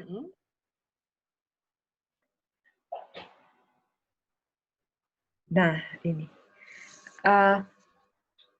Bolehkah tetap memberi tuntutan pada anak di masa pandemi ini? Saya tahu situasi ini tidak mengenakan untuk anak-anak, tapi apa iya orang tua seperti mengalah terus pada anak? Harus terima-terima aja kalau anak nilainya jelek, dengan alasan situasi pandemik bikin anak tidak nyaman. Gimana tuh? Oke.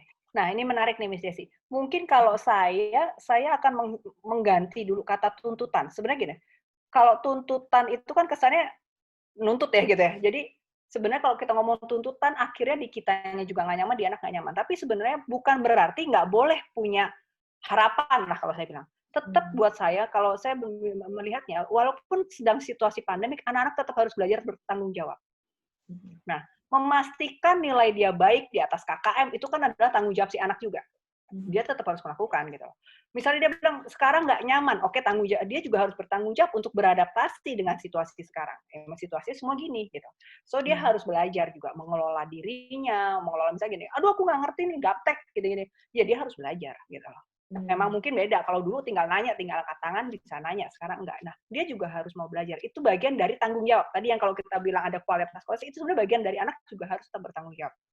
Bukan berarti gitu. Saya kayak contohnya, ketika homeschooling ini kan sebenarnya kita bisa ngelakuin di mana aja ya, Miss gitu. Bahkan misalnya kita sambil di kasur gitu, sebenarnya bisa gitu kan. Tapi kalau saya kan selalu minta, saya akan selalu minta orang tua tetap ingatin anak-anak ketika belajar ya di meja. Enggak harus di meja belajar, tapi dalam posisi belajar siap gitu. Jangan di kasur gitu. Kenapa? Ini pertama gimana namanya kasur pasti moodnya malas gitu. Kedua, kita juga harus menghargai guru-guru kita dong, gitu kan. Kita harus menghargai juga guru-guru yang udah menyiapkan yang gini. Jadi di situ anak tetap diajarin tadi, tetap harus belajar bertanggung jawab, belajar menghargai orang lain, belajar. Jadi walaupun online sebenarnya itu tetap bisa diajarkan sih, Miss. Dan itu tadi bukan, mungkin kita bilangnya bukan tuntutan, tapi kita bilangnya kamu tetap harus bertanggung jawab. Kalau kamu sampai nggak misalnya nilai-nilai kamu jelek terus, ya nggak bisa dong, gitu kan. Tetap kamu harus belajar namanya sekarang lagi begini bukan berarti terus belajar jadi nggak usah gitu kan gitu. Oke. Ini ada pertanyaan dari Miss Juliet mengenai pemakaian gadget nih selama pandemik. Anak saya merasa senang kalau sudah bermain games dengan teman-temannya. Bila dilarang, seperti bilangnya nggak tahu lagi mau nggak tahu mau ngapain lagi ya lagi sekarang ini. Padahal kan bisa sebenarnya bermain yang lain. Nah, bagaimana sikap kita sebagai orang tua sebaiknya, walaupun sudah diberikan waktu untuk bermain game sebenarnya ya? Oke, nah ini memang tantangan baru nih, karena kalau biasanya kita bisa bikin ya, kamu game cuma 1 minggu, sekarang nggak bisa, sekolahnya juga pakai gadget soalnya kan ya. Oke, nah kita harus lihat dulu juga sih permainannya apa. Kalau misalnya kayak dia sama temennya akhirnya Zoom, terus ngobrol, main permainan-permainan yang biasanya mereka lakukan ketika bertemu, mungkin oke lah masih kita kasih ruang. Tapi memang tetap bagaimanapun juga harus diatur sih, tetap ya Bapak Ibu. So misalnya kita tetap kasih batasan, apalagi sekarang kan sudah mulai sekolah nih, kita tetap kasih aturan aja bahwa kamu cuma boleh main dari jam segini sampai jam segini. Yang lainnya cari. Dia anak-anak suka gitu, main apa, bosen ya karena sudah terbiasa main gadget. Nah di sini akhirnya mau nggak mau kita harus berperan. Kita harus ngajak lagi. Kita yang harus agak mungkin ya, awalnya harus ada usaha ngajak mereka main gitu. Kalau kayak saya kemarin akhirnya saya lakukan adalah saya ajak anak-anak saya main kartu lagi gitu, main dari kartu Uno sampai kartu. Nah ada tuh juga apa ya, brand box namanya, itu tuh main-main kartu yang sebenarnya agak edukatif juga sih Bapak Ibu dan anak cukup seneng tuh. Karena cukup, jadi di Gramedia atau di itu ada kok namanya brain box gitu ya. Jadi ntar kalau kebetulan karena anak saya suka banget sama peta dunia, jadi kita waktu itu belinya yang dunia. Jadi ntar di situ kita kayak main, kita ngeliat kartu terus di situ ada apa, terus tanya jawab gitu kayak gitu. Itu juga, tapi memang harus awalnya ada effort dari kita juga untuk ngajak, ada loh permainan-permainan lain yang bisa dilakuin gitu. Tetap kayak gitu sih, karena kalau nggak bablasnya adalah gini, gimana pun juga screen itu hanya boleh sebenarnya harus ada batasnya lah. Kalau ngomong ideal tuh sebenarnya maksimal malah cuma 2 jam gitu kan. Nah kalau anak sekolah aja udah pakai screen, terus kemudian sehari-hari juga mainan gadget terus, akan secara itu juga merusak mata kayak gitu-gitu kan. Nah, dan merusak kesehatan dia, karena balik lagi tuh akhirnya cuma duduk bermalas-malasan. Tubuh kita sendiri tidak didesain sebenarnya untuk lama-lama duduk. Jadi akan banyak muncul masalah lain tuh. Nah, gitu. Jadi juga kita ajak anak untuk mendistract mereka dengan permainan yang di luar screen ya. Tapi orang tua memang di sini harus involve ya untuk membuat mereka engage. Kita nggak cuma bisa bilang sana kamu main aja lah. Terus orang tua aja chatting ya, nggak bisa karena mereka pasti melihat contoh kita. Tapi saya paham sih gitu, dilema itu sebagai orang tua, karena saya juga ngalamin ya. Maksudnya saya kan juga masih harus kerja di rumah, kadang kayak gini-gini kan. Itu kadang memang tempting banget gitu, kayak pingin main sendiri aja deh gitu. Mama tuh juga udah sibuk, tapi ya mau nggak mau akhirnya kita ya itu meluangkan waktu gitu. Toh ya tadi saya bilang nggak harus seharian kok, ambil aja 10 menit, 1 jam gitu. Atau kayak Miss Ika tadi bilang ada movie night, kita bisa bikin game night ya sama anak-anak. Iya, kita bikin gitu ya. Oke, ini ada pertanyaan lagi dari Ibu Linda. Staying home membuat anak-anak semakin addicted ke online game ya. It's his work now. Miris sih, tapi dari kondisi pandemi ini mirip pertanyaan Ibu sebelumnya. Anaknya jadi menolak berolahraga, kamu nonton TV, menolak baca buku. Nah gitu. Jadi mama capek nyanyi ngingetin terus gitu. Dan ini anaknya 17 tahun udah lebih besar lagi nih. Jadi bersama ya bisa lebih ngelesnya lebih jago ya. Tantangannya lebih berat. Sama Bu, sebenarnya saya juga punya anak usia kurang lebih segitu dan memang berasa beratnya. Nah, saya terkait anak saya apalagi lebih nggak suka olahraga dari dulu. Kayak guru di sekolah udah tahu deh, dia olahraga pokoknya minim gitu ya. Di saat temennya olahraga dia sibuk kabur kemana-mana. Tapi memang akhirnya yang saya lakukan itu tadi saya involve mau nggak mau. Kayak sekarang akhirnya saya suka, daripada saya ribut gitu ya, saya tarik aja dia langsung, ayo jalan sore temenin mama. Dia mau nggak mau akhirnya walaupun manyun-manyun gitu kan, dia nemenin gitu. Jadi tapi mau nggak mau akhirnya ya saya juga ikut jalan sore gitu. Kita jadi suka keliling komplek gitu.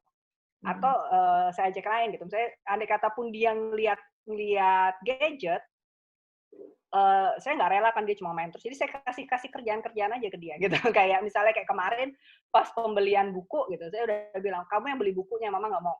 Jadi kan dia bilang mak beli di luar aja gitu, lebih murah. Oke, kamu yang beli gitu. Jadi saya kasih dia job-job yang boleh gunain gadget tapi ada manfaatnya sedikit gitu. Atau misalnya saya mau kemana gitu, saya tinggal bilang, mama mau kesini coba cariin jalannya gitu. Jadi jadi dia kita manfaatin lah sebenarnya dalam tanda kutip supaya dia juga do something, dia juga melakukan sesuatu yang ada gunanya nggak cuma buat dia tapi juga bisa buat kita gitu. Dalam artian saya bukan buat kita cuma karena kita aji manfaat, tapi kita lihat supaya itu ada, dia juga belajar, lagi dia belajar tanggung jawab gitu. Oke, kayak buku kemarin saya bilang, pokoknya kalau kamu bilang beli di luar, kamu yang ngurus. So akhirnya kemarin urusan beli buku, urusannya dia semua deh, saya udah nggak ngurusin kayak gitu. Saya tinggal ngecek benar nggak bukunya yang dibeli kayak gitu. Jadi ada dikasih kepercayaan gitu. Atau dia bilang dia mau apa, so urus sendiri. Kamu urus, mama tinggal ini. Termasuk juga ke anak saya yang kecil. Anak saya yang kecil tuh perempuan tuh emang agak ya namanya mungkin perempuan bungsu manja banget gitu ya. Kemarin dia mau ikut bikin movie motion gitu. Dia bilang biasa kalau dia bilang, ma bantu ini, dia bilang nggak mau, itu kamu kerjain sendiri. Dan memang maksudnya sometimes kita amazed gitu, amazed sama ketika akhirnya dia terpaksa ngerjain sendiri, dia bisa bikin semuanya sendiri. Dari movie-nya, bahkan sampai setting-nya tuh, dia bikin rumah-rumah, itu akhirnya dia bisa bikin sendiri. Dan dia masih, Iya. jadi kadang kita lupa itu, kadang kita suka lupa, karena kan Iya, iya. kebiasaan, ya, apalagi gitu kan, ya emang sih dia manja, kita suka gitu, emang sih dia bungsu, akan suka refleks bantuin, nah itu enggak sih. Jadi mulai dikasih gitu aja, Bu. Jadi tetap walaupun di rumah tanggung jawab tetap ada. Atau kalau perlu sekarang walaupun mungkin ada mbak ada dia suruh aja ngepel, nyapu, nggak apa-apa kok gitu. Laki-laki nyapu, ngepel, perempuan nyapu, it's fine gitu. Saya Atau sih suka. ya, membereskan kamarnya, paling bertanggung jawab beresin kamarnya. Kalau dia nggak beresin, ya nggak ada yang beresin gitu ya. Iya, betul. Mesti Betul. berani Itu jadi pada mendobrak. anak saya sampai sekarang dia akhirnya nggak pakai spray karena dia nggak mau beresin spray. Saya bilang oke, dia nggak usah pakai spray. Saya bilang gitu, males gitu kan. Ya, ya. Kayak gitu. Ini Jadi saya memang kita juga harus tega sih. Maksudnya tega itu ya, dalam betul. toh itu demi kebaikan dia, bukan karena kita Kejam ya. menelantarkan. Gitu. Bukan menelantar toh demi kebaikan anak-anak juga. Ya, jadi saya lihat ini video anaknya Miss Ika ini, padahal dia masih SD ya, dia bisa bikin, bilangnya apa tuh istilahnya? Stop motion. Jadi Barbie-nya tuh diposisikan, jadi dia ambil kayaknya gambarnya ya, setiap gerakan. Tapi yang menarik buat saya tuh itu seperti realistik banget, jadi seperti film akhirnya. Padahal tuh saya yakin tuh pasti dia position satu, dia foto satu-satu, tapi bisa jadi cerita gitu. Mungkin jadi bisa dialihkan supaya tetap mungkin dia menggunakan gadget karena memang seperti zamannya sekarang juga seperti itu, tapi menghasilkan sesuatu yang kreatif ya, dan sesuatu yang sesuai dengan minatnya juga. Oke. Dan kayak ini dok, anak juga belajar menghargai bahwa kita sebenarnya orang tua juga sudah membantu. Saya kemarin sih ada percakapan kemarin, so dia sempat kemarin tuh dia masih ungkit, mama kemarin nggak mau bantuin aku, dia masih gitu. Saya bilang ya kan mama udah bantuin Ella ya, terus dia diem. Iya sih, sebenarnya kan mama bantuin aku, mama dengan bayarin aku ikut. Itu kan jadi itu ikut di sekolah lain gitu ya, ada biayanya gitu kan.